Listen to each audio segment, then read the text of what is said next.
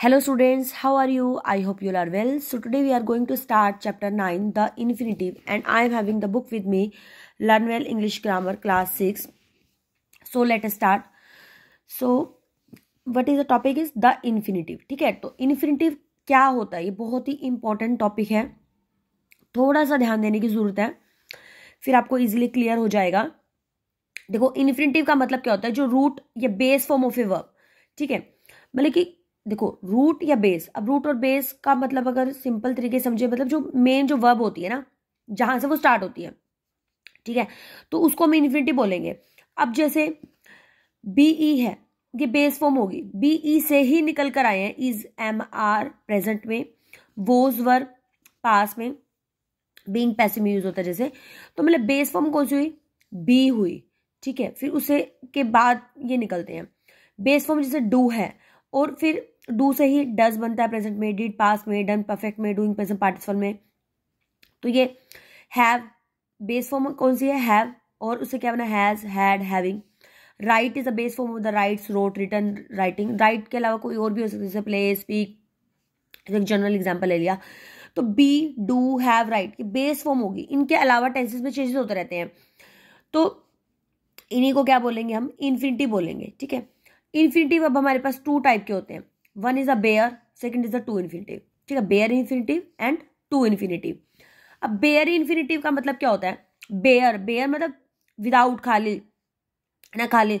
Infinitive मतलब क्या होगा? जैसे बेस फॉर्म होगी. ठीक है, अगर वो बेस फॉर्म वैसे ही है, मतलब जैसे है वैसे ही है, तो वो क्या हो जाएगा? Bare infinitive. मतलब जैसे वर्ब की फॉर्म सिंपल है ना, बी है, डू है, हैव है, राइट है, मतलब इसमें कोई चेंज नहीं आ रहा, एज इट इज आप यूज कर रहे हो, तो वो क्या हो जाएगा? बेयर इन्फिनिटिव हो जाएगा. जैसे वी सो हर वीप, हमने उसको रोते हुए देखा है ना, तो वीप, वीप में कुछ नहीं ऐड किया, वीप्स नहीं है, वीपिंग नहीं है, कुछ नहीं है, खाली वीप है, रूट फॉर्म ही है, तो वो क्या हो जाएगा? बेयर इन्फिनिटिव हो जाएगा. Is it clear? एक बार फिर से रिपीट करती हूँ मैं आराम से, कि बेयर इन्फिनिटिव का मतलब क्या होता है कि जिस वर्ब की फॉर्म को एज इट इज हम वैसे ही यूज करते हैं, तो वो क्या होती है? बेयर इन्फिनिटिव होती है. ठीक है, जैसे दे मेड हिम डांस. अब डांस में जैसे एग्जैक्ट प्रोनाउंसिएशन होती है, तो डांस में आपने क्या कर रहे हैं? इसमें कुछ नहीं हमने ऐड ऑन किया है, एग्जैक्ट ये वर्ड ही ऐसे है, एज इट इज हमने यूज कर लिया, तो ये क्या है? हमारा बेयर इन्फिनिटिव. अब आपको या तो पूछा जाए एग्जाम में कि कोई किस टाइप का इन्फिनिटिव है, बेयर है, टू इन्फिनिटिव है. देखो कितना इजी है पहचान, है ना. टू नहीं लगा है तो मतलब बेयर इन्फिनिटिव है, अगर टू लगा हुआ है तो मीन्स क्या है? टू इन्फिनिटिव है. ओके, अब टू इन्फिनिटिव नाम से ही क्लियर है कि किसी वर्ब की फॉर्म में जब टू ऐड हो जाता है तो वो क्या होता है? टू इन्फिनिटिव होता है. जैसे टू गो है, दे हैड टू पे टैक्सीज है, टू पे आ जाएगा. अब बेयर इन्फिनिटिव है, इसमें हमें कहाँ यूज करना है? जैसे कुछ ऑक्सिलरी वर्ब्स है, जैसे लाइक डू है, डज है, डिड है, कैन है, कुड है, विल है, वुड है, shall, should, may, might, need, must, dare. We always use verb first form. अब मोडाल्स भी करोगे, उसमें भी यही रूल्स आता है कि वर्ब की फर्स्ट फॉर्म लगती है. वर्ब की फर्स्ट फॉर्म बोले तो मतलब बेयर इन्फिनिटिव लगता है. ऐसे भी बोल सकते हो, एक ही बात है. ये आपको सेंटेंस में ध्यान रखना. फिर सेकंड चीज क्या है कि जिस सेंटेंस में मेक अगर आपको दिख जाए पहले, let, bid, feel, hear, see, watch, notice, observe, we use bare infinitive.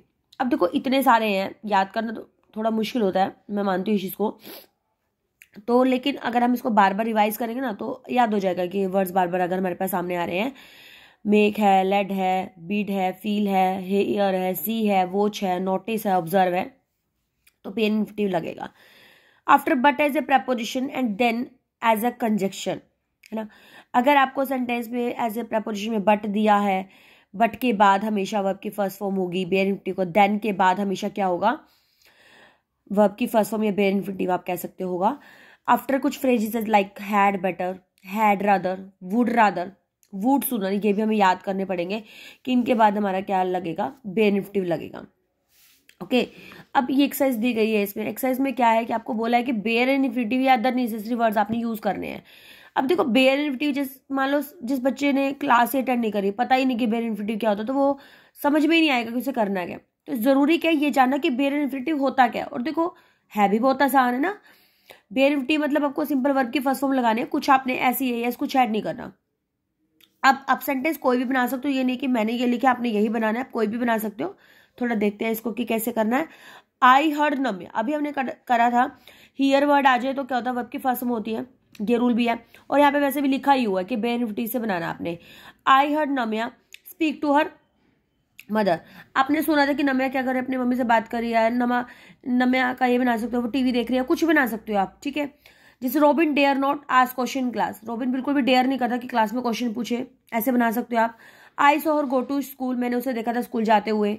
They had better, कि बेटर होगा, मतलब बेहतर होगा कि अच्छे मार्क्स ले एग्जाम में, ठीक है। तो get good in exam, good marks आ जाएगा, get good marks in exam.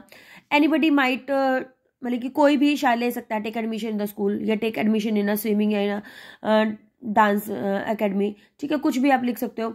Boys should not, boys को गाली नहीं देनी चाहिए, अब्यूज ईच अदर या फाइट ईच अदर, ठीक है। The teacher lets us, the teacher ने हमें मतलब कि काम आराम से करवाया, work quietly. Somya did nothing but talk to her mother, Somya कुछ नहीं करती बट अपनी मम्मी से बातें कर रही थी। दे वॉच्ड अस, वो हमें देख रहे थे कि सिंग ऑन स्टेज के हम गाना गा रहे हैं, डांस मतलब कि स्टेज पे गाना गा रहे हैं। Mrs Verma made the students complete their pending work, ठीक है, मिसेज वर्मा ने बच्चों को काम करवाया जो बच्चों का काम था। I notice the child play with video games on phone, के मैंने नोटिस किया कि बच्चे गेम खेल रहे हैं, वीडियो गेम खेल रहे हैं, ठीक है, फ़ोन पे। ट्रेन्स में समटाइम्स कम अर्ली कम लेट, ये भी लिख सकते हो, जल्दी भी आ जाती हैं, लेट भी आ जाती हैं। The officer made the clerk, officer ने क्या किया क्लर्क को कि भी वो कुछ जो ईमेल्स है वो सेंड करे अपने ऑफिसर्स को। Send email to the officer. I would rather die than beg, ये बहुत ही फेमस सेंटेंस है, ठीक है। जब मैं छोटी थी तब भी यही सेंटेंस मैंने पढ़ा हुआ है, बिल्कुल एज इट इज़ वही सेंटेंस है कि मरने से बजाय क्या होगा, सॉरी भीख मांगने से बजाय क्या होगा कि मैं मरना पसंद करूंगा ना। तो इस तरीके से कंडीशनल सेंटेंसेस होते हैं ना, तो ये सेंटेंस हमेशा आता मिलेगा आपको, सेम भी मिल जाएगा। I would rather die than beg. In the market you can see for people, ठीक है, मार्केट में आप देखोगे जो पीपल है वो buy new dresses on in wedding season, या ऑन वेडिंग डे भी आप लिख सकते हो, ठीक है। तो मतलब आप जैसे मार्केट में हम देखते हैं ना कि लोग शादियों में कपड़े खरीदते हैं, या in market you can see people buy new dresses ही आ रहा है मेरे तो माइंड में। कुछ भी मतलब मार्केट में तो क्या हो सकता है, बाय करने जाते हैं, ठीक है। तो फ्रूट्स भी, आप वेजिटेबल भी कर सकते हो, कुछ भी कर सकते हो, आपकी मर्जी है, ठीक है। बाय लिखकर आपकी मर्जी, आप जो भी सेंटेंस बनाना चाहते हैं बना सकते हैं, लेकिन पैटर्न क्या रहेगा हमारा, यही रहेगा, वर्ब की फर्स्ट फॉर्म लगाने, मैं आपको बार बार कह रही हूँ। और फिर भी अगर आपको कोई डाउट लगता है तो you can write in comment section. 2 वाला हम कल करते हैं।